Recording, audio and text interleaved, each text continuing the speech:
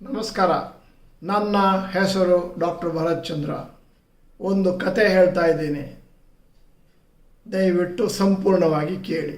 ರಾಮದೇವ್ 65 ವರ್ಷ, ಸೀತಾದೇವಿ 60 ವರ್ಷ, ಗಂಡ ಹೆಂಡತಿ.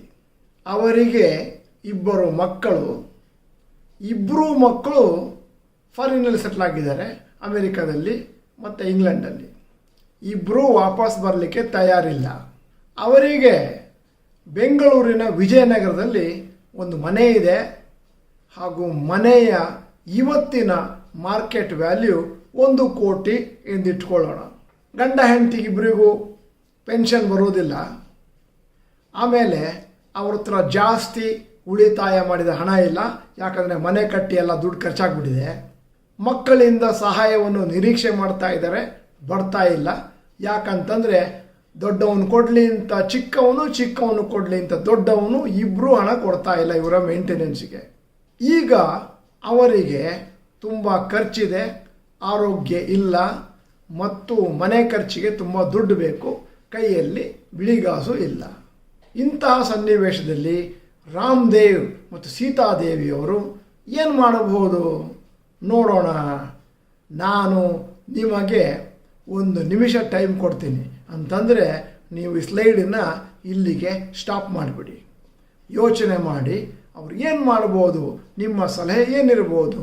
ನಿಮ್ಮ ಸಲಹೆ ಏನಿರ್ಬೋದು ಅಂತಂದರೆ, ಬಹುಶಃ ನಾನು ಹೇಳ್ತಾ ಇರೋದು, ಮನೆಯನ್ನು ಮಾರಿ ದುಡ್ಡನ್ನು ಬ್ಯಾಂಕಿನಲ್ಲಿ ಹಾಕಿ ಆ ದುಡ್ಡಿನಲ್ಲಿ ನಿಮ್ಮ ಜೀವನ ಕಳೀರಿ. ಆದರೆ ಅವರು ತಯಾರಿಲ್ಲ, ರಾಮದೇವ್ ಸೀತಾದೇವಿಯವರು ತಯಾರಿಲ್ಲ. ಯಾಕಂತಂದರೆ ಬಾಡಿಗೆ ಮನೆಗೆ ಹೋದರೆ ಮತ್ತೆ ಮನಸ್ಸಿಗೆ ಶಾಂತಿ ಇಲ್ಲ. ಈಗ ನಿಮಗೆ ಯೋಚನೆ ಮಾಡಲಿಕ್ಕೆ ಸ್ವಲ್ಪ ಸಮಯ ತಗೊಳ್ಳಿ, ಅಲ್ಲಿಯವರೆಗೆ ಈ ವಿಡಿಯೋನ ಸ್ಟಾಪ್ ಮಾಡಿ.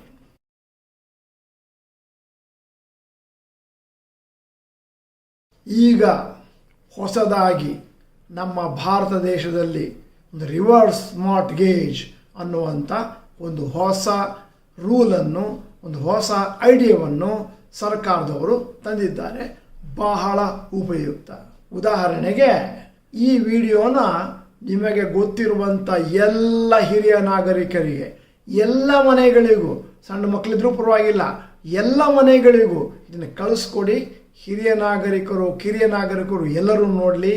ಯಾಕಂತಂದರೆ ಈ ವಿಚಾರ ಬಹಳ ಇಂಪಾರ್ಟೆಂಟು ಅರ್ಥ ಮಾಡ್ಕೊಳ್ಳಿಕ್ಕೆ. ಈ ಸನ್ನಿವೇಶದಲ್ಲಿ ಈ ಹಿರಿಯ ನಾಗರಿಕರು, ಗಂಡ ಹೆಂಡತಿ ಏನು ಮಾಡ್ತಾರೆ ಅಂತಂದರೆ, ತಮ್ಮ ಮನೆಯ ಪಕ್ಕದಲ್ಲಿರುವ ಬ್ಯಾಂಕನ್ನು ಕಾಂಟ್ಯಾಕ್ಟ್ ಮಾಡ್ತಾರೆ.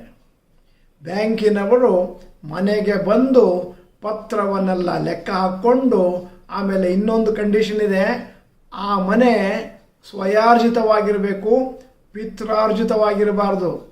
ಆವಾಗ ಬ್ಯಾಂಕಿನವರು ಬಂದು ಮನೆಗೆ ಒಂದು ವ್ಯಾಲ್ಯೂವನ್ನು ಫಿಕ್ಸ್ ಮಾಡ್ತಾರೆ, 1 ಕೋಟಿ ಎಂದು ಇಟ್ಟುಕೊಳ್ಳೋಣ.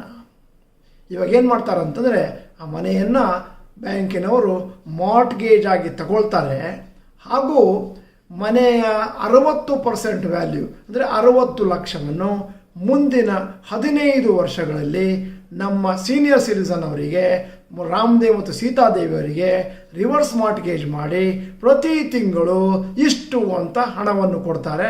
ಒಂದು ಅಂದಾಜು ನನ್ನ ಪ್ರಕಾರ ತಿಂಗಳಿಗೆ ಒಂದು 33,000 ರೂಪಾಯಿ ಅವರಿಗೆ ಸಿಗಬಹುದು. ಈ 33,000 ರೂಪಾಯಿನಲ್ಲಿ ಅವರು ಚೆನ್ನಾಗಿ ತಮ್ಮ ಜೀವನವನ್ನು ನಡೆಸಬಹುದು. 2 ಇಂಪಾರ್ಟೆಂಟ್ ರೂಲ್ಸ್ ಇದೆ. ಒಂದು ಏನು ಅಂತಂದರೆ, ಗಂಡನಿಗೆ ಕನಿಷ್ಠ ಪಕ್ಷ 60 ವರ್ಷ ಮೇಲಾಗಿರಬೇಕು, ಹೆಂಡತಿಗೆ 55 ವರ್ಷದ ಮೇಲಾಗಿರಬೇಕು. 2ನೇ ಕಂಡೀಷನ್ ಏನು ಅಂತಂದರೆ, ಮನೆ ಅವರ ಹೆಸರಿನಲ್ಲೇ ಇರಬೇಕು, ಸ್ವಯಾರ್ಜಿತವಾಗಿರಬೇಕು. ಈಗ ಸ್ನೇಹಿತರೆ ಏನು ಮಾಡ್ತಾರಂತಂದರೆ, ಆ ಮನೆಯಿಂದಾಗಿ ಇವರಿಗೆ ಕೊಡುವಂಥ ಲೋನಿಗೆ ಒಂದು 13ರಿಂದ 14% ಇಂಟ್ರೆಸ್ಟನ್ನು ಚಾರ್ಜ್ ಮಾಡಿಕೊಂಡು ಪ್ರತಿ ತಿಂಗಳು ಬ್ಯಾಂಕಿನವರು ಇವರ ಖಾತೆಯಲ್ಲಿ ಹಣವನ್ನು ಜಮಾ ಮಾಡ್ತಾರೆ. ಅದಕ್ಕೆ ಇನ್ಕಮ್ ಟ್ಯಾಕ್ಸ್ ಕಟ್ಟಬೇಕಾಗಿಲ್ಲ, ಯಾಕಂತಂದರೆ ಅದು ಅವರ ಇನ್ಕಮ್ ಅಲ್ಲ. ಅಕಸ್ಮಾತು ಈ ಸೀನಿಯರ್ ಸಿಟಿಸನ್ಸು ಏನಾದರೂ ಒಂದು 15 ವರ್ಷ ಜೀವಂತವಾಗಿದ್ದು, ಅದಾದ ಮೇಲೆ ಕೂಡ ಬ್ಯಾಂಕಿನಿಂದ ಹಣ ಬರಲಿಲ್ಲ ಅಂದರೂ ಆ ಮನೆಯನ್ನು ಬ್ಯಾಂಕಿನವರು ತಮ್ಮ ಸುಬ್ಬರ್ದಿಗೆ ತೆಗೆದುಕೊಳ್ಳುವುದಿಲ್ಲ. ಅವರು ಗಂಡ ಹೆಂಡತಿಬ್ರು ಸಾಯುವವರೆಗೂ ಕಾಯ್ತಾರೆ. ಅದಾದ ಮೇಲೆ ಆ ಮನೆಯನ್ನು ಹರಾಜಿಗೆ ಹಾಕ್ತಾರೆ. ಅವರ ಮಕ್ಕಳಿಗೆ ಇನ್ಫಾರ್ಮೇಷನ್ ಕೊಡ್ತಾರೆ. ನೋಡಿ, ನಿಮ್ಮ ತಂದೆಯ ಮನೆಯನ್ನು ನಾವೀಗ ಹರಾಜಿಗೆ ಹಾಕ್ತಾ ಇದ್ದೇವೆ, ನಿಮಗೆ ಇಂಟ್ರೆಸ್ಟ್ ಇದ್ದರೆ ಅದನ್ನು ದುಡ್ಡು ಕೊಟ್ಟು ಬಿಡಿಸ್ಕೊಳ್ಳಿ. ಮಕ್ಕಳಿಗೇನಾದರೂ ತಂದೆಯ ಆಸ್ತಿ ಮೇಲೆ ಆಸಕ್ತಿ ಇದ್ದರೆ, ಯಾಕಂದರೆ ಇನ್ನೂ 40 ಲಕ್ಷ ಅಲ್ಲೇ ಉಳ್ಕೊಂಡಿದೆ, ಅವ್ರು ಏನು ಮಾಡ್ತಾರಂದರೆ ಓಡಿ ಬಂದು 60 ಲಕ್ಷ ಪ್ಲಸ್ ಇಂಟ್ರೆಸ್ಟನ್ನು ಬ್ಯಾಂಕಿಗೆ ಕಟ್ಟಿ ಆ ಮನೆಯನ್ನು ವಾಪಸ್ ಪಡೀತಾರೆ. ಅಂದರೆ ಅದೇ ದುಡ್ಡನ್ನು ಬ್ಯಾಂಕಿನವರು ಈ ಹಿರಿಯ ನಾಗರಿಕರಿಗೆ ಕೊಟ್ಬಿಟ್ಟಿದ್ದಾರೆ. ಅದರಿಂದಾಗಿ ಮಕ್ಕಳಿಗೆ ಹೋಗೋ ದುಡ್ಡು ಬದಲು ಹಿರಿಯ ನಾಗರಿಕರು ತಮ್ಮ ಜೀವನವನ್ನು ಸುಭದ್ರವಾಗಿ ಮಾಡ್ಕೋಬೋದು, ಸುರಕ್ಷತೆಯಿಂದ ಕಾಪಾಡ್ಬೋದು. ಯಾಕಂದರೆ ಆ ದುಡ್ಡನ್ನು ತಮ್ಮ ಖರ್ಚಿಗೆ ಬಳಸ್ಕೊಳ್ಬೋದು. ಇದು ಬಹಳ ಇಂಟ್ರೆಸ್ಟಿಂಗ್ ಕಾನ್ಸೆಪ್ಟು. ಅಕಸ್ಮಾತ್ ಮಕ್ಕಳಿಗೆ ಏನಾದರೂ ಮನೆಯ ಮೇಲೆ ಇಂಟ್ರೆಸ್ಟ್ ಇಲ್ಲದಿದ್ದರೆ ಬ್ಯಾಂಕಿನವರು ಮನೆಯನ್ನು ಹರಾಜು ಹಾಕಿ ಎಷ್ಟೋ 1.5 ಕೋಟಿ ಬರ್ಬೋದೇನೋ, ನನಗೆ ಗೊತ್ತಿಲ್ಲ, ಗೆಸ್ ಮಾಡ್ತಾ ಇದ್ದೀನಿ. ಆ ಮನೆಯನ್ನು ಹರಾಜು ಹಾಕಿ ಆಮೇಲೆ ಬ್ಯಾಂಕಿಗೆ ಏನು ದುಡ್ಡು ಸಿಗಬೇಕೋ ಆ ದುಡ್ಡನ್ನು ತೆಗೆದುಕೊಂಡು ಉಳಿದ ದುಡ್ಡನ್ನು ಮಕ್ಕಳಿಗೆ ಅಥವಾ ವಿಲ್ನಲ್ಲಿ ಯಾರ ಹೆಸರನ್ನು ಬರೆದಿದ್ದಾರೆ, ಮನೆಯ ವಾರಸುದಾರರು ಯಾರಿದ್ದಾರೆ ಅವರಿಗೆ ದುಡ್ಡನ್ನು ಕಳಿಸ್ಕೊಡ್ತಾರೆ. ಭಾಳ ಇಂಟ್ರೆಸ್ಟಿಂಗ್ ಕಾನ್ಸೆಪ್ಟು. ಅದರಿಂದಾಗಿ ಸ್ನೇಹಿತರೆ, ನನ್ನ ಏಕೈಕ ಸಲಹೆ ಏನು ಅಂತಂದರೆ, ಈ ವಿಡಿಯೋನ ನಮ್ಮ ಕರ್ನಾಟಕದಲ್ಲಿರುವ ಎಲ್ಲ ಹಿರಿಯ ನಾಗರಿಕರಿಗೂ ಕಳಿಸ್ಕೊಡಿ. ನಾನು ರಿಸರ್ಚ್ ಮಾಡಿದೆ. ಯಾಕಂತಂದರೆ ಈ ಮನೆ ಇರುವಂಥದ್ದು ಬೆಂಗಳೂರು, ಇತರ ಪಟ್ಟಣಗಳಲ್ಲಾದರೆ ಪರವಾಗಿಲ್ಲ.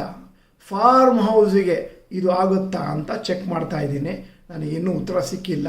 ಎರಡನೇದು, ಯಾರಾದರೂ ಹಿರಿಯ ನಾಗರಿಕರ ಹತ್ರ ಕೇವಲ ಒಂದು 10-15 ಎಕರೆ ಜಾಗ ಇದ್ದು ಅಗ್ರಿಕಲ್ಚರಲ್ ಲ್ಯಾಂಡ್ ಇದ್ದರೆ ಅದರ ಮೇಲೇನಾದರೂ ಲೋನನ್ನು ಬ್ಯಾಂಕಿನವರು ಕೊಡಲಿಕ್ಕೆ ಸಾಧ್ಯ ಇದೆಯಾ ಅಂತಲೂ ರಿಸರ್ಚ್ ಮಾಡ್ತಾ ಇದ್ದೀನಿ.